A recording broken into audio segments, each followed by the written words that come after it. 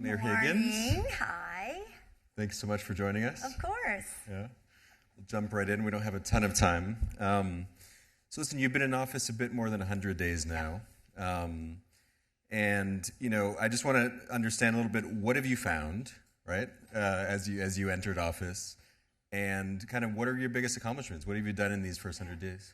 Well, one of the things when I was running, and you and I have talked about this, I promised to make sure that the city of Miami, from a government perspective, worked harder, got more efficient, delivered results for the residents. In other words, to have a government bureaucracy that matches sort of the energy of our entire community. We are one of the most attractive cities to work in, live in, invest in, and our government bureaucracy was pretty antiquated. So we've gotten right to work.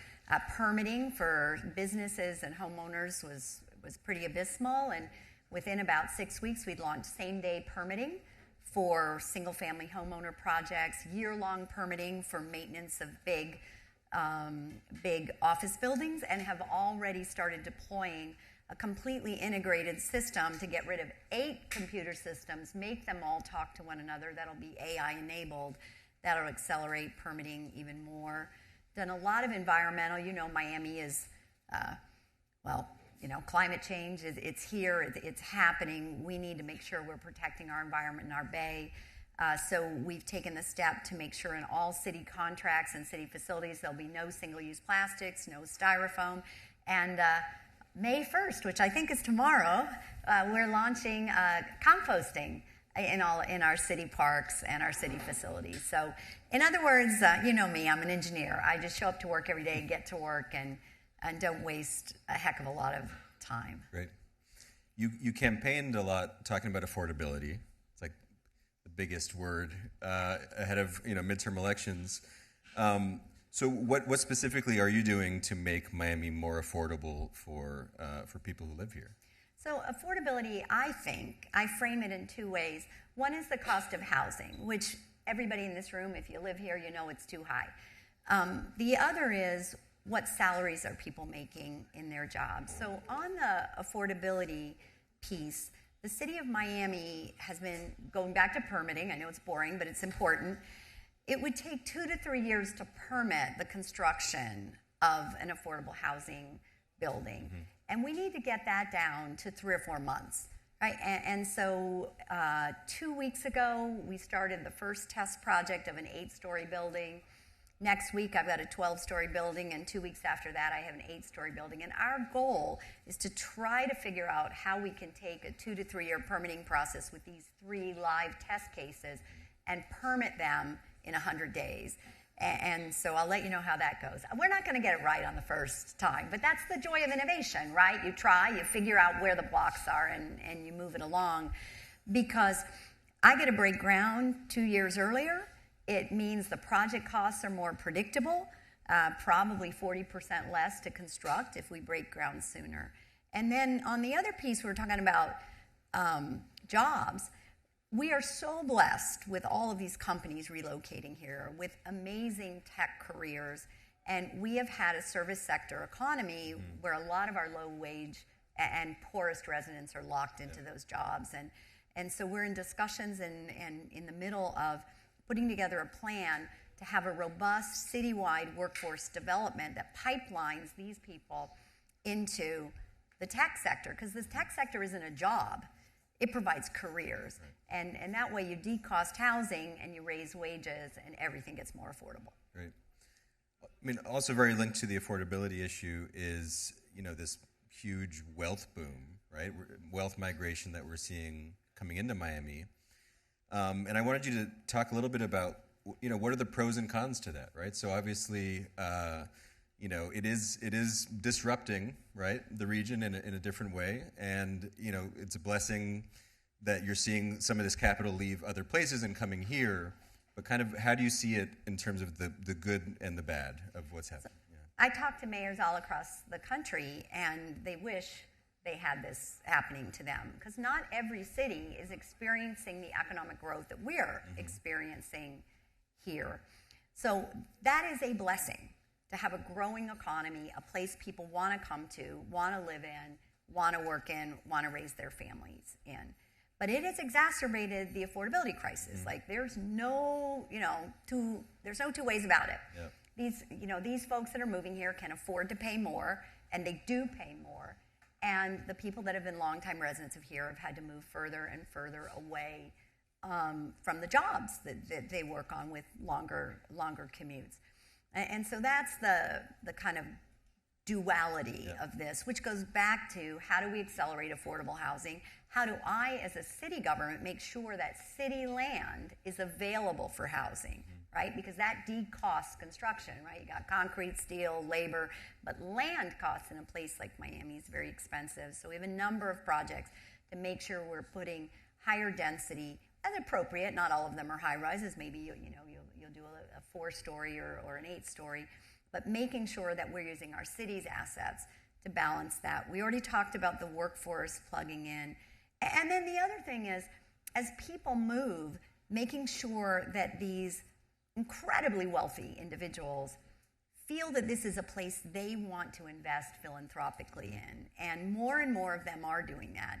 We've had great investments in the healthcare sector, education, our arts, the cultural environment, and I think that will come with time. I mean, we've all moved to a new place, right? What do you spend the first year doing, going back and forth to Home Depot? You're not being philanthropic.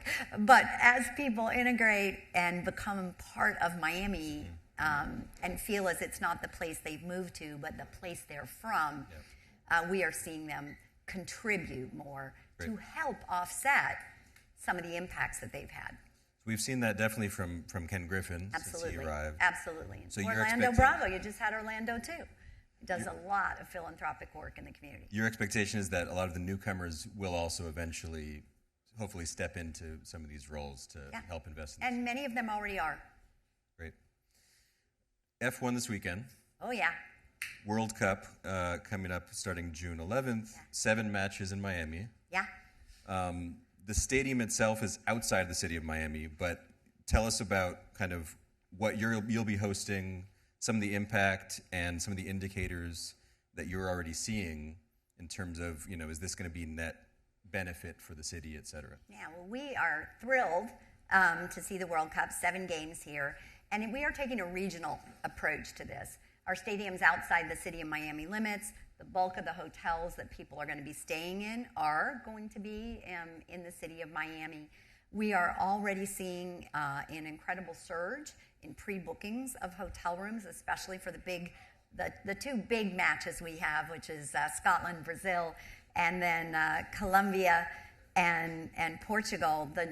Those couple of days around those games, hotel bookings are already 100% of what they were this time last year. And of course, we're doing a huge 23-day fan fest because not everybody can afford to go to, well, mostly no one can afford, better said, to go to Formula One. But we want people to come to Miami, whether they have a ticket or not, and feel like they're part of Formula One. So our fan fest experience is all in Bayfront Park. It's on the water. It's absolutely spectacularly gorgeous. You'll be able to watch every match. Doesn't matter if it's played here. We're preparing with our local residents, Brazil and Haiti. I think downtown is going to be chock-a-block. And it's got a really excellent price, free. So that, trying to make sure that the cost of a ticket doesn't impede people coming to visit. Maybe they can afford a hotel room. Maybe they can afford the restaurants. They don't have the ticket to the game, but they can participate in that collective experience that is soccer through our Fan Fest. Great. There's been a lot kind of written about some of the host cities, right? So we're seeing like $150 train tickets in New Jersey, New York, round trip to get to the stadium. There was some question about funding, right?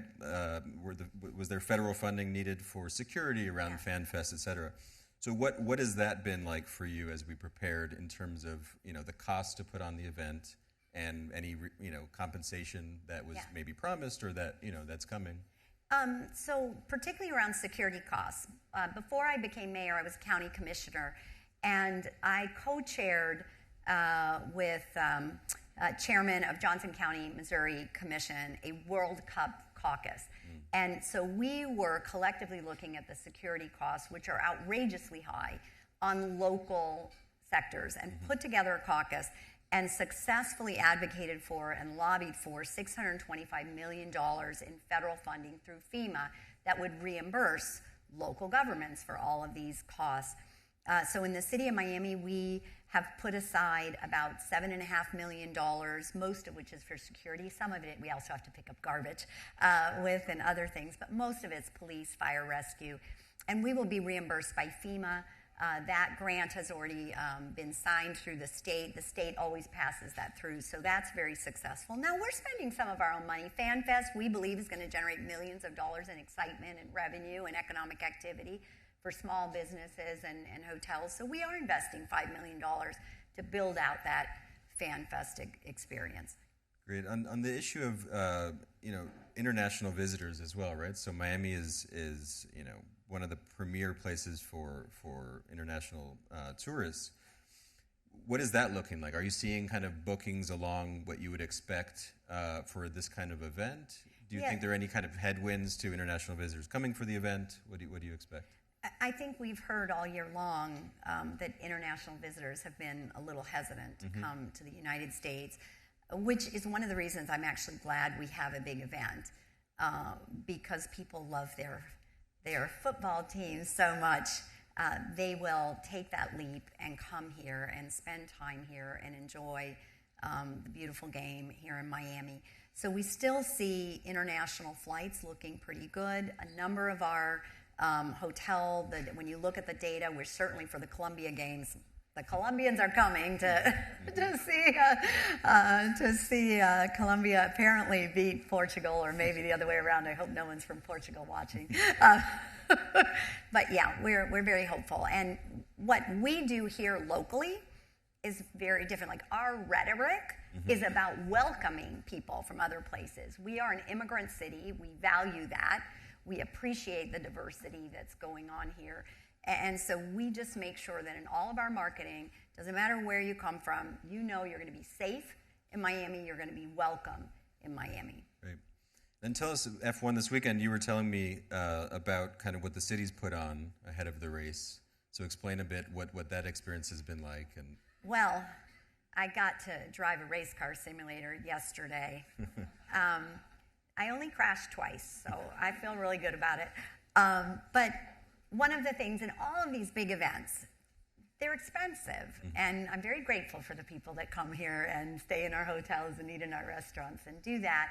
But you also want to have an inclusive experience that is beyond just race day. And one of the things we did at our city hall which is a historic building, has had a big McLaren experience. So last night we had all the vintage McLaren F1 cars roaming around City Hall right by Coconut Grove. And then all weekend long for the next 4 days, you can again go at no cost. And you can be a virtual pit crew, and you can drive your own race car simulator and create your own helmets and get to really get up close and personal with these vehicles, including some of the earliest ones ever made. So I will say it was fun. It was fun. So come on down to City Hall. You'll have a great time over the weekend. Now, at the county, as a commissioner, you were also very involved in public transport, right? And as we talk about all the new residents moving to Miami and some of the growing pains and some of the bottlenecks, that's certainly one of those issues. So what are some of the ideas or things that you're already moving on, maybe you already picked up from what you're doing at the county, that we can look forward to? Yeah, well, one of my big projects was the opening of the South Dade Corridor, which I'm proud to say is open. It's the longest all-electric BRT in the United States of America, and cutting commute times by 30 to 40 minutes each way for people living in the South. But closer to home in the city of Miami, we are working on a commuter rail project that will connect downtown Miami with stops basically walking distance to where we are here, Midtown, Design District, Little Haiti, and eventually up to Lauderdale. I'm proud to say we are in the president's budget with almost $400 million, as well as in our state budget and local funds. So the design and engineering on that is proceeding, because you're right, you cannot grow in a place that is so geographically constrained. Like, we got water here and we got water there with the Everglades and the ocean. And so we are going to have to build more public transit. So hopefully within a year we'll start to see construction on that commuter rail. So next time you come to where we are now, you could take the train. Great. Tell me about also you're putting to voters the issuance of a bond. Yeah. And tell us why that is, how much money you're seeking, and what you expect to happen there. Well, it's interesting. You become a new mayor, and you come in and you think you know what the issues are. And I knew we had an aging police headquarters building, but when you get in it and there's no running water on one of the floors, and if you're in the homicide department and you're investigating murders and water is flowing in anytime it rains into a big trash can, the windows are taped closed with duct tape. Bear in mind, we have one of the lowest crime rates in the world. So these men and women are working in conditions in a building that's over 50 years old that is not going to survive. And I took the opportunity also to visit every one of our fire rescue stations. And we have 17 of them, but 8 of them are over 50 years old. 2 of them are over 60 years old. They can't even fit modern fire trucks. And the conditions that our first responders are working in are absolutely horrific. And these facilities will fail. And if these facilities fail, we fail on the foundational thing that local government has to do, which is provide public safety. Right? We have to make sure your neighbors are free from crime. We have to make sure an ambulance gets there on time when your grandmother's having a heart attack. We have to make sure your house doesn't burn down. And these facilities will not last. And we have the bonding capacity without raising our bonding millage to issue $450 million worth of bonds. But we have to ask under state law, we have to ask the voters' permission. So I'll be doing that in August. I don't want to wait. I do not want to be mayor of a city that has neglected, and it has neglected its public safety facilities for decades. I don't want to wait, and so I'm sure the voters will agree in August. Great. When you ran, it was also on some of these issues, right? Which perceived kind of corruption from previous administrations for many years. So I'm not trying to link exactly the lack of maintenance to that, but what have you found in terms of trying to clean up the books and where some of the funds have been going, et cetera? Yeah. Well, we've been analyzing, I think, that the city manager and we have a city manager form of government, and we have been looking at everything. Mm-hmm. And that includes contract renewals. Is that an efficient way to do business? Can we save money doing that? Can we do things differently? Analyzing all of our projects because for those of you that don't know, we had a city commission that was quite dramatic in the past and not for the right reasons. Lots of yelling and shouting. But when that is what the elected leaders are doing, it's intimidating to staff. And they're not able to work in efficiency. And so the page has been turned on that. We are having very efficient commission meetings. They're very calm. They're very respectful. Doesn't mean we agree on everything. We can have, you can disagree agreeably. And so we are freeing up how employees work. We're also pushing decision-making down, right? Why is a person who knows the answer asking for permission from another person who asks permission from another person who asks permission from another person who asks permission of me? I haven't read the code on that item. You tell me if we should install those kind of windows or not. And so as a result, we're getting more efficient. We will save money in doing that. And that's really, really important because we've got to build smarter and faster. We have flood mitigation projects that need to be installed, and it's got to happen faster. And faster in government means cheaper. And that's good for the residents. Great. Last question. We were often asked, after your election, and everyone was like, wow, Miami elected a Democrat, right? You look at the map and there's a lot of red. So I know it's a nonpartisan role, but, what does it feel like to be kind of a Democrat, in the state of Florida these days? Well, I've been a Democrat in the state of Florida the whole time I've lived here, so I'm used to it. But I'm obviously, I think you can tell, I'm extremely moderate, and which I wouldn't be moderate if I didn't think it was the right way to govern. But I'm very practical. I'm an engineer by training. I do not need to be an elected official, right? The best thing that can happen to me is I'm not. Then I just go back to the private sector. I make a lot of money, right? I can go to the grocery store in my sweatpants. No one looks at me or asks me questions. I want, at this time in my life, I want to be of service. And so I have volunteered to be of service through an election. And I have promised people I will show up every day, I will work every day, I will listen to their priorities, and I will try to solve their problems. And there are societal problems that only government can do, right? I can't afford to build a park, you can't afford to build a park. But collectively, we can build them. Same thing with transit.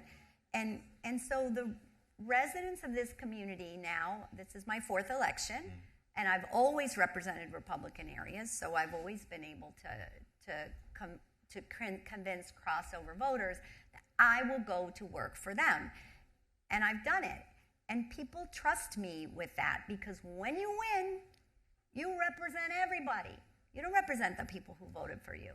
You represent the people that didn't vote for you too, because they need prosperity as much as anybody else. So I just try to be practical. I try to work. I volunteer myself through an election to serve the resident and drive our city forward. And I'm grateful that they have chosen me. And it's an honor to serve the city of Miami as mayor. Perfect. Thank you so much. You're welcome. Yeah. Thank you, Dan.